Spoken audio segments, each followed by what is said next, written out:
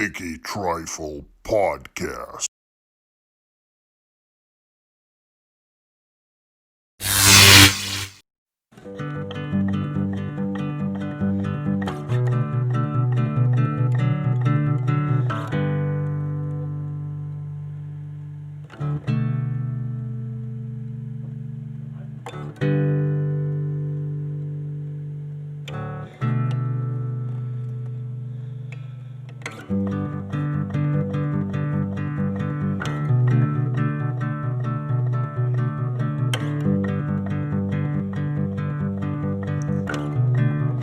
Welcome to the Sticky Trifle Podcast.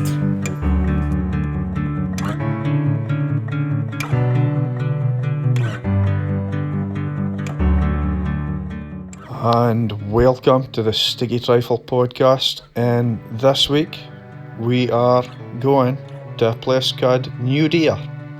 And at New Deer is for our guest actually stays, and you're going to be finding out a lot about them, and not only at the location my guest has actually picked. And you'll also notice my guest wanna be alone this time, and for our reasons you're about to find out. Okay, here we go.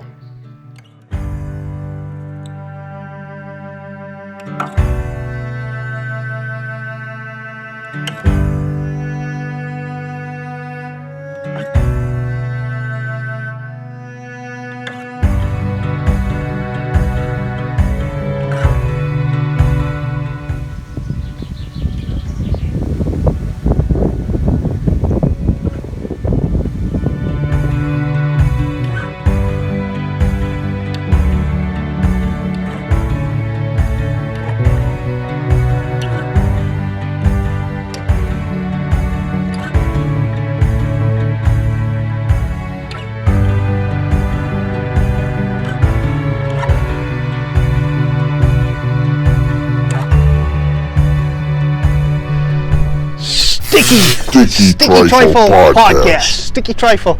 And welcome once again to the Sticky Trifle Podcast. And we've gone all the way to Wales this week. We're doing in Wales, aren't we? Oh, aye. We're actually not doing in Wales. But this is a great location actually. Aye, it's a bonny place to be in New Deer, like. It's got a Culsh Monument. Well, Culsh Monument is just up behind us, yeah, so. And the reason we're here, we're going to get onto that if you don't mind. Aye. In case anybody doesn't ken, because if anybody's watching for New Deer, they'll get, that's Stuart Lumsden. Aye, that's right. And no nicknames? No. Just Stuart Lumsden. Now, before we get started, I always like to treat my guests, so I've got Fanta Grape Soda here. Now, if you didn't want this, maybe she would like it, so here we go. We'll just, Thanks very much.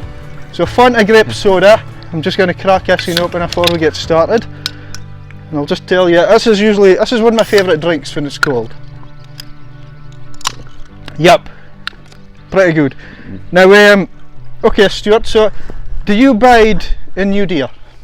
Aye, I've been in New Deer now for, it's 11 years, coming to 12. And this little person, I presume this is one of your daughters, I think. Aye, this is Isabella. This is Isabella. This is my youngest. And actually hiding behind a camera is your other one. Yeah, Lily. Is Lily? The camera lady for today by the looks of it. And you'll probably see her later on if you didn't see her through us. First of all, I just want to say thank you very much for being here. And I've got a lot of respect for you for two reasons in particular. And let's get into the first one straight away. The reason we ken each other, both through work related, we was both doing HNC. We was both doing an HNC. And you was a lot cleverer than me. I don't know, I can't about I that. think he was, and I'll tell you why, because at the end of my HNC I'm struggling with the computer card, as you call it. Aye. And you was helping me out a wee bit with that. Also at costing stuff. See, if when we speak maths, it's crazy costing. I found it crazy. A few people found it quite difficult, but the thing is, as far as I'm concerned, if you help one another out, that's what we're here for, really, Ken. And that's why you're here just now. And I've always had this motto in life, Stuart. Things can full circle sometimes. If you help somebody, it always comes back later in life and you return the favour. And So partly the HNC, the reason I got my HNC was maybe possibly because of Stuart. No, it was your own hard work, a bit of guidance maybe. But you gave me a bit of guidance near the end when I was struggling. Aye. So thank you very much for that. Now, career-wise, you used to be a fairman in the past, am I right saying that? Well, I grew up on a farm and my dad still got it and I still dabble. So hold on, have you any animals you have to feed or? So I've got, I can't remember how many yows. Well, yows is sheep, is that right? Yows, aye. Why do you call them yows? Female sheep, like that. So yows is a female sheep? Yeah, you get different names for them. Like a yow lamb is a very young female sheep, and then a gimmer is going into its second year. Okay. And then a yow. And the other thing obviously if you're an animal lover, have you got pets yourself? Has she got a pet? No. Pets? We stay in a house, we don't stay out in the country. I'm a great believer that animals should have their free space outside, right, okay. rather than, we've got a nice big garden that we could have pets in, but at the same time being able to look after it and just general time. It's demanding, it can be demanding. It can be, but we've got the farm dog, Ben, who's a big spoilt lump, who never leaves Lily alone, or Lily doesn't leave him alone. And that's a most noticeable thing when folks going on holidays. So, will you look after a dog? Will you look after a cat? That's a worst bit of having a pet, is it? Well, it is that, or you have to look for places where they can take a pet and things like that. So at least if you don't have to have that worries, it means you're free to do things you want to do. Now, your two daughters keep you busy, I presume, quite a lot. Yes, aye. So, they're not needy. They don't seem needy. They seem quite relaxed. I like to think that they follow the parents and being able to be relaxed and I try and make them as independent, being able to do things themselves to a degree, like that. Yes, they may be young, but I think it's very important to keep them independent so they can do their own thing. Would I be right in saying you're quite an outdoorsy person and that? Yes, I like being outside and doing things. It's probably for a better now, is it? Outdoors is a lot more better for anybody's mental health, I presume. It is. It's good for anything. When I was growing up on the farm, there'd be days when my parents probably didn't have a clue where I was, because I'd be away venturing in a field somewhere. Sometimes I'd be surrounded by the coos. You've got your spicking big coos, kind of 500 kilos, being surrounded in that, and never used to this still doesn't faze me. I'd be sitting there speaking to them and letting them come up to me and that, like. And now, see the farm. How much a part of life is it new for you? It's not really that much. It's not so big now. Is this your parents' farm? It's my parents' farm, okay. And before that it was my dad's dad that had it, and so forth. So it's kind of doing a generation. We've actually got some old photos from when, well, it must have been really old with the photo, and you could see the whole family way back. And my dad didn't even know them, and that was Lumsden's way back then. So yeah. It's now moving on. If you didn't mind, we're obviously here, and this is really hard to speak about, is it? But we're here in a location. Your wife is actually buried just over here. Yeah, just over a year ago. And was it Kate? Yvonne. Yvonne, sorry. Yes, now, so we're here, and she's buried here. And if you didn't mind me saying, as far as I understand, about an year ago, he was coming. Am I right in saying he was coming back from London? Yep. And he was travelling a car. Yeah. And there was you and the two daughters and your wife? Yeah, all four of us. And you were actually, your journey in a while back, you'd actually made it back to Aberdeenshire, am I right saying that? Well, we'd actually took the sleeper train down because they didn't have passports to Burns, and so we took the sleeper train down and sleeper train back up. But unfortunately, the train broke down on the way back, so it was actually in Aberdeen a lot later than what we should have been. So it was dark? No, it wasn't dark. By the time we got back, it was just before 3 in the afternoon. So, lucky enough, as soon as we got off the train, we went down to the bus station because we'd parked at Ellen Park and Ride.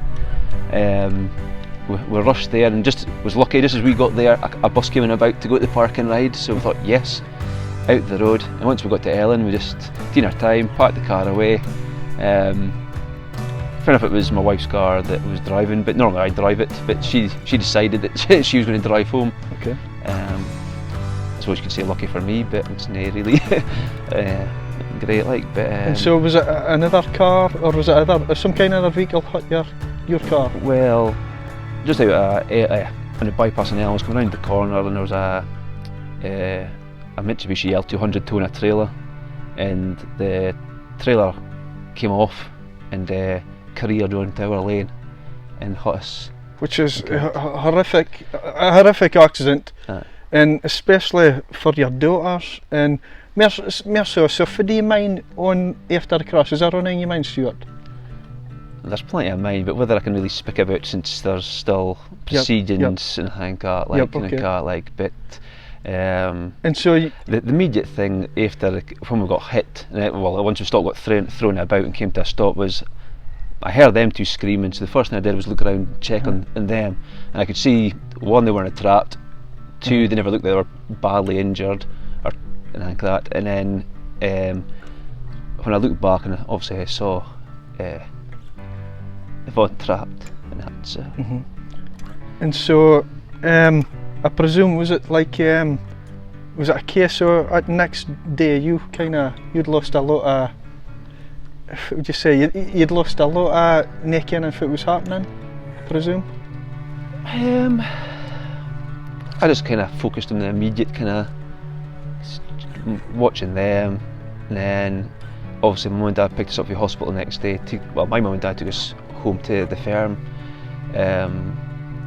Then the day after, the father-in-law and us myself had to go in and identify the body, because there wasn't a second officer there today there. And then also we need to get car seats, because the car seats were in the car, and they were null and void really, because they'd been in an accident. So we had to go and get new car seats and that. So, and once that happened, came back here, picked my car up, went in a shopping, because also been nothing in the house for when we came home. And by this time I had obviously I hadn't been they didn't really check me over too much, because obviously I was medicine in my burns and that, because I had a hospital appointment, and after that I couldn't drive for about 2-3 months and that, due to my injuries and that. You had injuries in your arms and things like that? Both arms and that, like, so. And your wife at the time, was she a primary school teacher or not? She had a lot of class like kids she was teaching, wasn't she? Yeah, she taught at Stuart Field. It was like a primary school. Yeah, she taught there for many a year, 9-10 years, maybe more. I can't remember. It's been that long since it started there, like, so. But yeah, she taught many a class there. We actually had a Louis souvenir for one of their class in the car, because she was a great Harry Potter fan, and that's one of the places we went down there. When you went doing it at London? We went to the making of Harry Potter, which the girls loved, and we got a little souvenir. Well, we got souvenirs, and we got a little something for the student there, like, so. Obviously, you must miss her so badly, and I'm sure your girls and all. See, since she's been gone, how hard has it been for you personally? Like, is it because you was married, was you? Yeah, we were married. Right, married. It has been very difficult. I won't lie, but you just crack on. It's one of those things. I don't believe in just sticking like that. So you just go on. I did get a lot of help from some individuals and that, like, so. Which you definitely would need. And I might find it happening. I got a message for somebody else telling me, and I found it really horrific and tragic, because I was kind of going through. I just lost my dad within that week, and I couldn't fathom or understand what you was going through, and again it must have been so like just tragic at the end of the day. It is, but the main thing is everybody deals with it in their own different way. And well, lucky enough, there's good organisations out there that can can help in that, like, so it's like the Grampian Child Bereavement Network. They're really good, because there's like Bern's obviously the same age as kind of like my two, maybe ages at either side as well, and that, but they've all got one thing in common, which they've lost either a parent or something like that, like, so it helps that they can be around others that's had that experiences, like. And these two keep you going, definitely, eh? Aye, I think that's before I've got more grey hair. Last year I had one or two. Now I'm fairly going the old salt and pepper route. and so if it happens with hobby-wise, I notice you're here doing bikes, which I'm a bike lover myself. So I presume these two like their bikes and all. Well, no, they didn't like their bikes. But now that I've got them riding their bikes, they love their bikes. Lily, due to her spinal issues, had trouble with her balance and stuff like that, so that's why she's still got stabilisers, but she has been on the bike with no stabilisers and she managed to do it, quite the thing. Wow. And Bella's done the same, so you're almost there, the pair is. So health wise, Lily had a little problem after her accident? No, she had a spinal issue before that. She's got sclerosis. She's actually got two curvatures to the spine and also a C-shaped spine, which means it's growing backwards. So you know how we've got like an S-bend? Yep. Her one's growing backwards, so if we kept on growing. How does that get dealt with? But is it a progressive thing in life, or she might improve? No.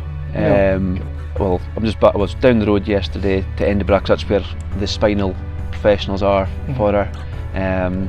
Getting a new brace, because she'd outgrown her last one. Okay. And what the brace does is put certain pressure on where the curvatures are, and that helps to, I would like to say straighten, but it does straighten it, but if you take it off it would just go back to the way it was. Yep, okay. And but the first time we were down there we were told that you need an operation when she's older, and that, like, to rectify it to a degree, like, so it's one of the things that might never go away, but there's slight things to help her. Well, they've got to wait till she's almost stopped growing. So what I've read up about it is normally when they're about maybe 15 they'll get the operation, and end up putting in shaving bits off and altering bits of the bone and the spine to help straighten it, and then they put in rods. It's quite heavy stuff for a kid to get through. Well, it certainly is that, like, so, but we didn't let it bother us. It's one of those things. You just have to live with it, get on with it, and try your best. I've got to say, your girls is very sweet, and they seem pretty well behaved, being honest. Oh, aye. I've met kids that's quite loud and the opposite, so I like to believe that they know how to behave, and I think that, like, aye. Yes, they do like a good wrestling match as well, like, so. Hair wrestling matches and things like that. It's more the fact that if one of them decides to wind the other one up, they end up in fisticuffs. Now, I think if I'm right, I met you and your wife once. Was it a spotty bag shop in Banff? The spotty bag. And I was offering to babysit, I think. It was something like that. Well, how I remember it is, you made the joke of kidnapping Lily just as a joke, and yeah, I found it quite funny. But some of the other individuals that didn't know that we knew each other kind of didn't see the funny side. I remember your wife gave me very strange looks when I mentioned so. But you filled her in that we kind of came. Yes, aye, exactly. So, like. Future anyway. How is your future planning out anyway? Do you think it's just a case of you're going to continue being a father to them? And well, I've kind of taken a step back from my work. I've reduced my hours and that. Which you've got to, yeah. Because let's face it, the two most important things are the age right here. Yep, exactly. That's there. Oh. And see, like, as what I was saying, in your spare time, because you're quite a hands-on approach guy. Again, you do a lot of like work, like DIY stuff. Yeah, you're a DIY enthusiast, that's for sure. Well, since I'm a joiner, I'd like to think I should be able to do it. Like. And so, do you still get time for that? Do you still get time for that nowadays? I'm currently doing the lobby and stairs, which has been ongoing since February. With the joinery, that keeps you quite occupied. You're quite well. It keeps me going, like. But obviously with the bairns now, it makes it a wee bit more difficult to get things going. Like, I've been busy with the hall at the moment, the stairs. So I started that back in February, and obviously with a lockdown, homeschooling, working from home, means it hasn't really progressed that quickly or that far, like, so. But we're getting there now. It's entering its final stages. They definitely they keep you occupied, I'm sure. They very much do keep me occupied. They keep me on my toes anyway. Like, but at least they're quite. I find them quite quiet anyway. So it's normally they're very quiet, very well behaved, very polite can be. Yep. So yeah. Now, before we finish up here, the lockdown. How do you personally feel about the lockdown, Stuart? Has it been? Sometimes I think it's been a wee bit slow and lifting. As in, do you think it shouldn't have happened? If you look at some of the stats and everything, you can see it is very contagious, obviously. So I can understand why the lockdown has been in place. But when you look at those that's been the most severely affected, you kind of think, well, most people who might get the flu get over it.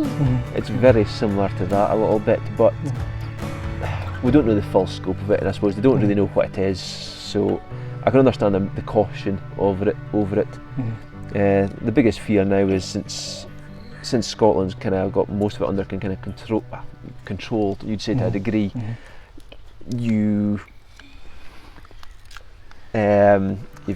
got to wonder if they start letting holiday makers up. It could possibly start a second spike or spike and something like that, because I was at B&Q 2 weeks ago getting some bits and pieces, and there was a gentleman that was quite loud, and he was boasting how he drove 9 hours from Bournemouth up to Peterhead because he couldn't get multi-finish plaster down in England. So that's quite a silly thing to do in a way, because he could be spreading that on everybody else. He could possibly be, and if you look at the beaches that are overcrowded, they're at Bournemouth and that, like, so the rate, if they decide then to start holidaying up in Scotland when things start getting lifted, it could potentially affect everyone up here more than what it should really do. So Fan, do you think everything will be back to normal? If ever. The thing is, I think things will go back to normal, but hopefully it's been a wake-up call to some of those that have not got very good hygiene and that, like, obviously working at college, you see individuals walking out the toilet without washing their hands and that just kind of disgusts me. And that, like, and the worst thing is you have to touch that door maybe after them to open it, so hopefully this has been a wake-up call to all those ones that are like that, and they'll keep up a good hygiene and that, and keep their hands clean. Like, there's just no need for And going on to these two now, there's got to be some biking going back home. Yeah, they like coming up here because they know on the way down it's downhill, so they get a good bit of speed up. As long as I remember to stop at the bottom of the hill where the junction is, where we'll be okay. And obviously these two, for the future, I think they're going to be quite successful. She seems clever, and she seems cheeky. Well, you've got the cheeky bit right, but they're both clever. They just have to keep on pushing at it, and well, Dad'll keep pushing you at it as well. And Dad's a pushy parent, isn't he? Yes, that's right. Right, anyway, wishing you all the success in the future, especially with these two. You've got your hands full anyway, trying to keep us two entertained. Aye, and that'll be the main thing. I'll be keeping them too busy. And like I'm saying, I've got so much respect for you, Stuart. You helped me out with my HNC for a start, and to see far you're at right now, and far we're at right just now actually, is it's so meaningful to be here and speaking to you about it. Brilliant place, and thank you for taking us here. No, thank you for coming. It was a great pleasure to see you. It's been a while, is it? It's been a while. It has been a good while. So. But, thank you very much, and hopefully us two is going to drink all this Fanta grape. If you're drinking out of the Fanta grape, I think she's drinking out of the Fanta grape. So. No, it's almost done. Okay, thank you very much, Stuart, for being on, and to these two and thank you very much. Okay, and we'll see you next week. Sticky Trifle StickyTrifle Podcast.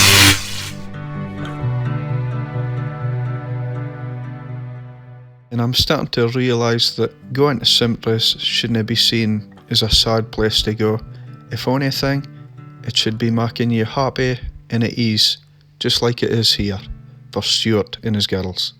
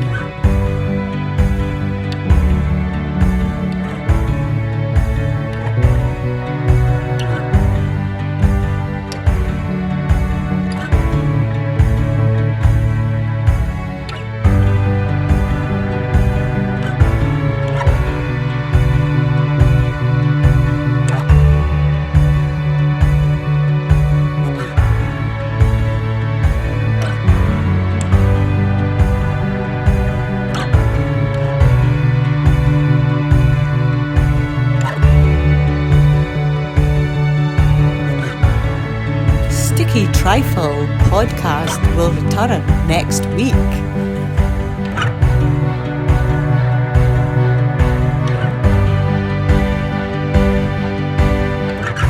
Stay positive and see you next week.